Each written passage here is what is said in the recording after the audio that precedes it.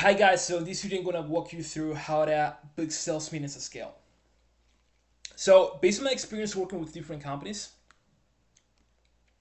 a major mistake, I'd say the biggest mistake that people make when it comes to cold email is mistaking their services for their offer. Now, what is the difference between your offer and your services? Your services are how you fulfill, right? So if you're a software development firm, well, software development is your main service. That's how you fulfill, right? But your offer, on the other hand, is a mechanism that you employ to fulfill. Sorry, your offer is the outcome that people get by working with you. Those are two very different elements. Of course, one is tied to the other, but they're very different, right? So, some examples of this might be okay, let's say that you're a software development firm. All right, so obviously your main service is software development, but the offer could be, hey, um, I can help you. Let's say I can help you build a compliant site, so you avoid any penalty fees or whatever. You know, I'm talking about outcomes now, right? I'm talking about stuff that people care about. I'm talking about benefits that people get when they pay you. It's very different, right? But most people don't take this into account when they're running a co-email campaign. So what happens? What happens is that you go to your inbox, right, and you see all these different co-emails, all these different DMs from people talking about themselves and the services that they provide. And guess what? You don't reply to most of them. You ignore most of them. Why? Because they don't talk about stuff that you actually care about. They only talk about their services. They only talk about themselves. All right. So if you don't want your call email campaigns to get ignored, what do you need to do? You need to talk about the stuff that people care about. All right. Now, just to give you an even better example of this, out of these two offers, which offer do you think is more likely to get interest? We offer software development services, or we help recently funded clinics achieve full compliance without any data breaches over a 1 year period. Now, the second offer speaks of priority, right? That only a specific group of businesses have, like early stage clinics in the US, right? So it promises a specific outcome for a specific group of people in a specific time frame and without a common roadblock in that space. The first one is just a company talking about themselves and the services they provide, but nobody cares about it, right? Unless you're actively hiring for software developers, you're not going to care about it, right? Which is like 99% of companies in the world. Now, the backend to fulfill for both offers is the same, right? The only thing that changes is the positioning of how you're presenting yourself. All right.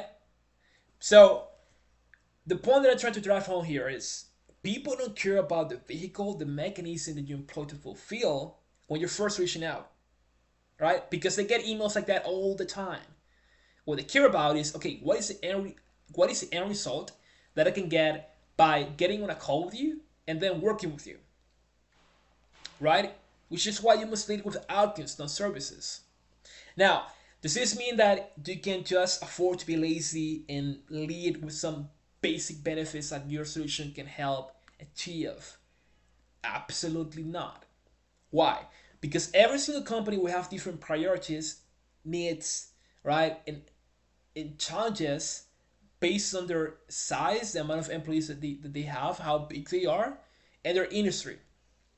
And not all stakeholders within a company will have the same priorities, right? So if you reach out to all companies with the same benefits, with the same co-email, right? Guess what's going to happen? You're going to get ignored, right? So what do you need to do? Before you send any co-email, before you send any cold DM, research the main priorities, desires, and challenges of your ideal customers, all right? So what are the challenges that they have? What are some of the industry specific challenges that they have? And how does that differ based on their employee size, based on how big they are, right? Because obviously, the province of a company that has only 10 employees will not be the same province that a company with 1,000 employees has. Like, two different levels. So, two examples for that.